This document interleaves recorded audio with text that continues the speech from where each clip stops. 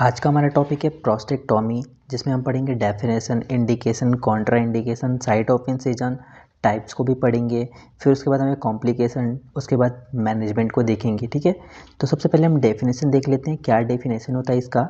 It is surgery to remove parts और all the prostate glands, कि जो भी आपका प्रोस्टेट ग्लैंड का जो भी पार्ट है या प्रोस्टेट ग्लैंड को ये रिमूव कर देते हैं सर्जरी के थ्रू, तो उसे हम क्या कहते हैं? प्रोस्टेक्टोमी। ठीक है, it is situated in male. Prostate किस में सिचुएटेड होता है? केवल मेल में होता है, ये फीमेल में नहीं देखने को मिलता है। ये कहाँ होता है? बस मेल में होता है। और मेल में कहाँ होगा? पेल्विस से just below urinary bladder, pelvis से नीचे और below the urinary bladder. Okay, pelvis, okay, मतलब कि यूरिनरी ब्लैडर से नीचे होता है ये। ठीक है, अब हम देखते हैं इंडिकेशन, किन किन कंडीशंस में हमें प्रोस्टेक्टोमी करनी होती है। Acute urinary retention, acute urinary retention में हमें प्रोस्टेक्टोमी करनी होती है। Symptomatic prostatism, okay, urinary stone, post void residual, recurrent haematuria, recurrent UTI और रीनल फंक्शन इम्पेयरमेंट। तो सबसे पहले हम देखते हैं एक्यूट यूरिनरी रिटेंशन क्या होता है। एक्यूट यूरिनरी रिटेंशन, एक्यूट मतलब आप समझते हो कि जो भी हाल फिलहाल में हो रहा है।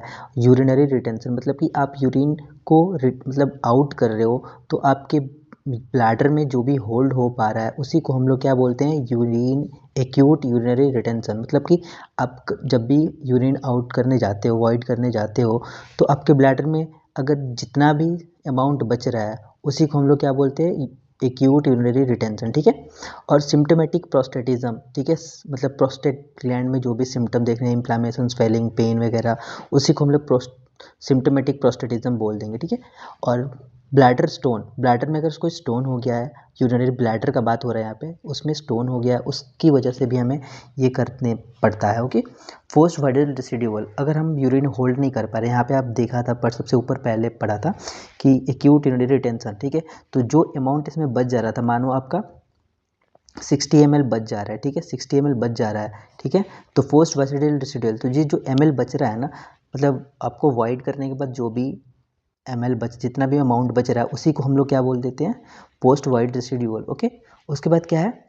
रिकरेंट हेमाट्यूरिया, ब्लड इन यूरिन, अगर यूरिन करते टाइम, यूरिन आउट करते टाइम आपको ब्लड देखने को मिल रहा है, तो उसे हम लोग क्या बोलते हैं? रिकरेंट हेमाट्यूरिया। ओके, रिकरेंट यूटीआई, ये आपने पढ़ा होगा, इसके ऊपर मैं डिटेल वीडियो बनाऊंगा, एक को आगे मिलेगा। ठीक है, recurrent UTI. Renal function impairment, renal function में कोई भी इम्पेयरमेंट देखने को मिलता है उसी को हम लोग रीनल फंक्शन इम्पेयरमेंट बोल देते हैं। ठीक है, हम देखते हैं क्या क्या कॉन्ट्रा इंडिकेशन हो सकता है, कि किन किन कंडीशन में हमें नहीं करना पड़ता है। ठीक है, मतलब नहीं करेंगे प्रोस्टेक्टोमी, या अब उसके लिए हम क्या देखेंगे? ओपन या सिंपल प्रोस्टेक्टोमी, ये टाइप होता है, आगे बढ़ने को मिलेगा। तो हम यहाँ पे सिंपल प्रोस्टेक्टोमी का बात करते हैं। बस स्मॉल फाइब्रस प्रोस्टेट ग्लैंड में हम मतलब प्रोस्टेक्टोमी नहीं करते हैं।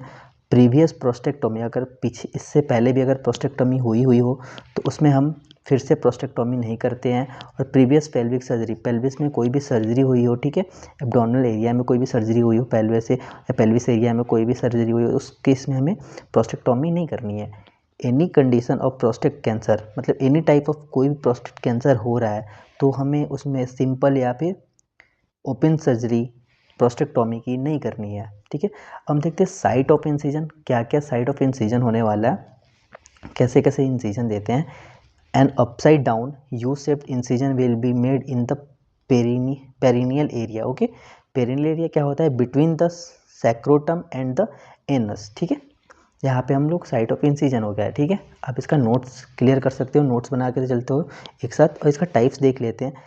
टाइप्स में सिंपल और रेडिकल, आपने यहाँ पे कॉन्ट्रा इंडिकेशन में पढ़ा था ओपन और सिंपल, तो इसी को हमने बोल दिया सिंपल, या फिर आप ओपन भी लिख सकते हो यहाँ पे। ठीक है, ठीक है, अब हम समझते हैं कि सिंपल क्या होता है, रेडिकल क्या होता है। ठीक है, सिंपल में क्या होता है ना, ये आपका मान लो प्रोस्टेट ग्लैंड है, अगर यहाँ पे कोई पार्ट इफेक्टेड है, ठीक है, तो अगर हम इतने ही पार्ट को निकालते हैं, ठीक है, तो उसको हमने क्या बोल दिया? Simple prostatectomy. ठीक है, अगर ये मान लो आपका प्रोस्टेट ग्लैंड है, तो अगर हमको पूरा इसको हटाना है तो उसको हमें क्या बोलना होगा? Radical prostatectomy. तो ये हमारा डिफरेंस होता है दोनों के बीच, सिंपल और रेडिकल का। इसका मैंने डेफिनेशन नहीं लिखा है, आप खुद से लिख सकते हो, बहुत ही ईजी है। ठीक है, अब हम बढ़ते हैं कि कॉम्प्लिकेशन क्या होगा नेक्स्ट में अपना कॉम्प्लिकेशन की क्या क्या, अगर आपको प्रोस्टेक्टोमी करने के बाद क्या क्या कॉम्प्लिकेशन देखने को मिल सकता है। तो सबसे पहले कि ब्लीडिंग होगी, सर्जरी होना है तो ब्लीडिंग लॉस हो, ब्लड लॉस होगा ही, तो उसी को हम लोग ब्लीडिंग कह देते हैं। और यूरिनरी ट्रैक्ट इन्फेक्शन यूटीआई देखने को मिलेगा आपका एक, ठीक है, यूटीआई देखने को मिल जाता है। यूरिनरी इनकॉन्टिनेंस, ठीक है, यूरिनरी इनकॉन्टिनेंस हो जाएगा। ड्राई ऑर्गेजम, ठीक है, इरेक्टाइल डिस्फंक्शन हो सकता है। Narrowing of the urethra, urethra आपका जो भी है नैरो हो जाता है, बहुत पतला हो जाएगा, आपको यूरिनेशन में बहुत दिक्कत आएगी। अब देखते हैं मेडिकल मैनेजमेंट क्या होगा। मेडिकल मैनेजमेंट में हमें रेडिएशन थेरेपी देंगे, कीमोथेरेपी देंगे, हार्मोनल थेरेपी कराते हैं, ठीक है, रेडिएशन रेडिएशन थेरेपी देंगे, कीमोथेरेपी और हार्मोनल थेरेपी। अब हम बात करते हैं सर्जिकल, कैसे सर्जरी, क्या क्या सर्जिकल मैनेजमेंट होता है। तो आपने टाइप्स में पढ़ा था, सिंपल प्रोस्टेक्टोमी और रेडिकल प्रोस्टेक्टोमी। अगर आपने ये अच्छे से पढ़ा होगा तो ऊपर टाइप्स में मैं एक बार फिर से आपको क्लियर कर देता हूँ कि सिंपल प्रोस्टेक्टोमी क्या होता है। अगर आप मतलब प्रोस्टेट का कोई भी छोटा सा पार्ट काट के अगर उसको मतलब सर्जरी कर रहे हो तो उसको हम लोग क्या कह देते हैं, सिंपल प्रोस्टेक्टोमी। अगर पूरा ही निकाल देते उसे हम लोग रेडिकल प्रोस्टेक्टोमी कहते हैं, ठीक है। तो आई होप आप सबको ये समझ में आया होगा। अगर वीडियो अच्छी लगी तो वीडियो को लाइक कर देना।